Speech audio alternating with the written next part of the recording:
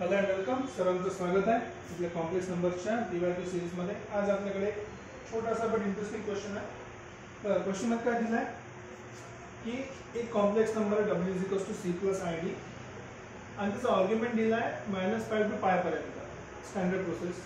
And alpha beta be real number. बघा पहिले ही तिथे मिळालं की अल्फा आणि बीटा काय रियल नंबर्स आहे. रियल नंबर आहे म्हणजे तिथे इमॅजिनरी पार्ट नाही, सारा रियल नंबर आहे. आणि झेड एक कॉम्प्लेक्स नंबर आहे ज्याच्यामध्ये झेडची व्हॅल्यू काय x + IY, जो कॉम्प्लेक्स नंबर आहे. आणि तो सॅटिस्फाय करते आर्ग्युमेंट ऑफ z + अल्फा आणि z + बीटा चा रेशो = π/4. म्हणजे आपल्याला दिलेलं आहे की argument of z + alpha z + beta = π/4. जर तुम्हाला आठवत असेल की जेव्हा कधी आपला आर्ग्युमेंटचा अँगल कॉन्स्टंट असतो याला आपण काय म्हणतो, arc of a circle. It is a locus of arc of circle, right. तर त्याला स्टँडर्ड प्रोसेस मध्ये लिहायचं असेल तर काय लिहितो आपण, argument of z - z1 that is -alpha आणि z - बीटा = π/4 या प्रकारे. ओके, तर सर्कलवर दोन पॉइंट आहे आपली कुठेतरी, त्याचा आर्क बनला आहे z सोबत, तो किती आहे π/4. पुढील रोटेशन आहे b पासून -बीटा पासून -अल्फा पर्यंत रोटेशन आहे. ठीक आहे. आणि order pair XY lies on this circle. या सर्कल साठी XY चा ऑर्डर आहे. ओके, ठीक आहे. आपल्याला सर्कलचं इक्वेशन दिलं आहे ती आहे x² + y² + 5x - 3y + 4 = 0. आणि सर्कलचं इक्वेशनचं काम काय, सर्कलवर XY आहे म्हणजे z कशा सॅटिस्फाय करतो, z सॅटिस्फाय करतो या ठिकाणी.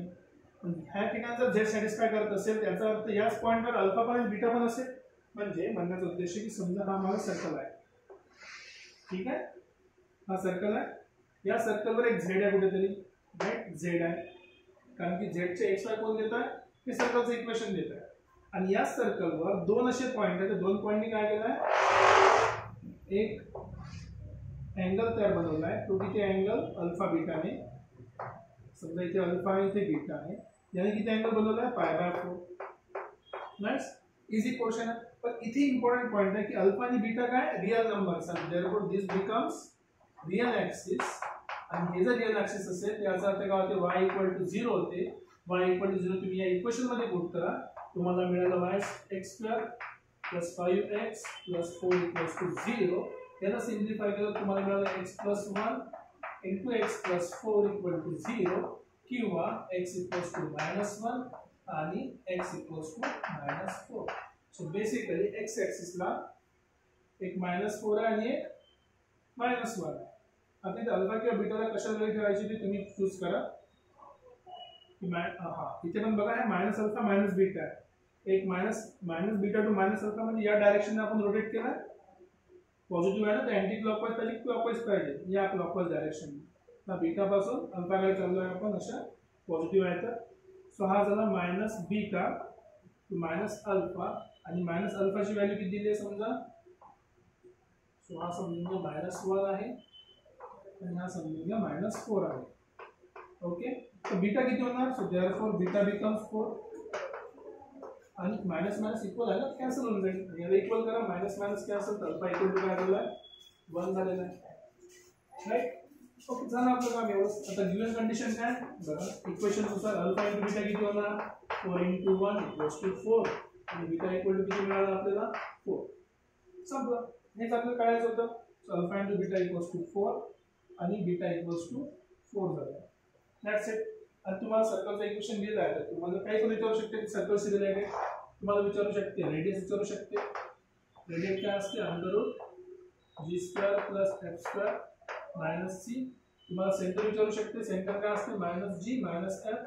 तो किती झाला -5/2 आणि 3/2 सेंटर तुमच्याकडे आहे. खूप साऱ्या गोष्टी तुम्हाला विचारू शकतात. तर इथे इम्पॉर्टंट पॉईंट काय की अल्फा बीटा रियल नंबर आहे आणि अल्फा आणि बीटा या सर्कलवर पण लाय करतो. तर रियल पार्ट आहे, रियल नंबर आहे, कॉम्प्लेक्स त्या सर्कलवर आहे. तर रियल पार्ट केव्हा राहते बघता, जेव्हा ते पॉईंट कशावर असेल, रियल ॲक्सिसवर. आणि रियल ॲक्सिसवर y ची व्हॅल्यू काय असते 0. तुम्हाला -अल्फा बीटा इथे मिळाला. का बरं मायनस घेतला, इथे लक्षात ठेवा. रोटेशन -बीटा पासून -अल्फा पर्यंत आहे. व्हॅल्यू पॉझिटिव्ह दिली आहे म्हणून अँटी क्लॉकवाईज डायरेक्शन -बीटा पासून -अल्फा पर्यंत आपण गेलो, राईट. हा झाला -बीटा म्हणजे -4, -अल्फा म्हणजे -4. तुम्ही लिहू शकता minus beta is equals to -4, तर minus minus cancel, beta equals to 4 आणि minus alpha is equals to -1, minus minus cancel, तर अल्फा इक्वल्स टू 1. दोन्ही वेळी तुम्हाला ऑलरेडी इथे एका डायग्राम मध्ये मिळाले. जस्ट तुम्ही डायग्राम ड्रॉ केली की तुम्हाला एक्झॅक्टली आन्सर मिळून जाईल. राईट. तर होप करतो तुम्हाला क्वेश्चन समजला असेल. क्विक क्वेश्चन होता, इझी होता, जेई ॲडव्हान्स 2021चा. काही डाऊट असेल तुम्ही कमेंट सेक्शनमध्ये लिहू शकता. क्वेश्चन समजला असेल, आवडला असेल तर मित्रांपर्यंत शेअर करा आणि काही सजेशन असेल तरी प्लीज कमेंटमध्ये लिहा. ठीक आहे. तर भेटूया नेक्स्ट लेक्चरमध्ये नेक्स्ट क्वेश्चन सोबत. Till then take care. Bye bye.